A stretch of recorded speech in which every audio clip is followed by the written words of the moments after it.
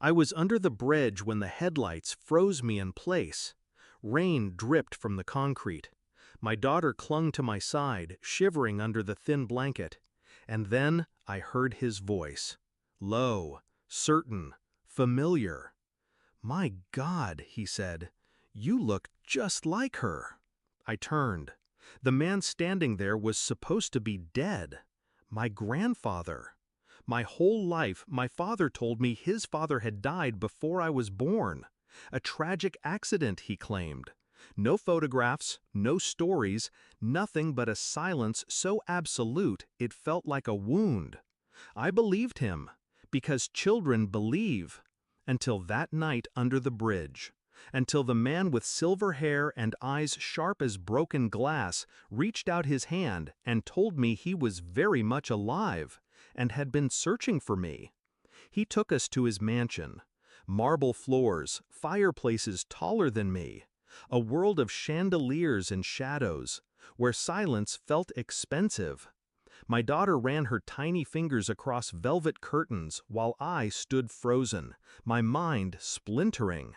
Why had my father lied? Why had he buried this man alive in my memory? The answer came at dinner, when my grandfather poured himself a drink and spoke without looking at me. "Your father," he said, "wasn't protecting me. He was protecting himself." I waited. My chest tightened. He stole everything from me. Money, power, even your mother. His gaze pierced me. He told you I was dead because, to him, I was. He erased me. The room tilted. Every story my father ever told suddenly rotted in my mind. I went back through memories, searching for cracks, and I found them. The times we were late on rent, even though my father bragged about being smart with money. The way he mocked my mother's family, dismissing them as parasites. The disgust in his voice when he spoke of old men who never knew when to quit. All the patterns were there. I had just been too blind to connect them. But now, sitting in that mansion, hearing the truth from the man my father had buried, I understood. My father hadn't just betrayed his father. He'd betrayed me. He'd stolen a legacy that should have been mine, condemning me and my daughter to poverty while he rotted in bitterness. I didn't cry. I didn't scream. I planned. I asked my grandfather for the details, documents, bank transfers, shell companies, names. He had it all, kept meticulously like a soldier keeping score. Together, we built a picture of theft spanning decades. And while my grandfather wanted justice in court, I wanted something cleaner, something sharper. My father valued reputation more than life itself. He paraded himself as a man of integrity, a self-made success story. So I decided to shatter that illusion, piece by piece. The first move was silence. I visited him like nothing had changed.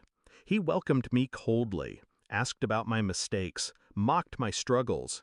He never asked where I was staying, never once looked my daughter in the eye. But while he sneered, I copied files from his office. Tax returns, contracts, deals he thought were airtight but were riddled with fraud. He never noticed. He was too comfortable in his kingdom of lies. The second move was exposure. I fed his rivals information anonymously. Each tip was a needle, pricking holes in his reputation. Contracts fell through, associates pulled back. His carefully constructed empire started to rot from the inside. The final move was personal. I handed him an envelope at a family gathering. Inside, photographs. Me, my daughter, and my grandfather, alive, smiling. "You said he was dead," I whispered. "But the only dead man here is you." His face drained, his hands shook. He tried to speak, but the room was already turning against him. Whispers, stares, judgments. His kingdom collapsing not with fire, but with silence. Weeks later, the lawsuits began. Investigations. Former allies testified against him, using the same documents I had unearthed. He lost his company, his wealth, his reputation. And when the press asked about the daughter he abandoned under a bridge, he had nothing to say. Because the truth wasn't just a story anymore, it was evidence.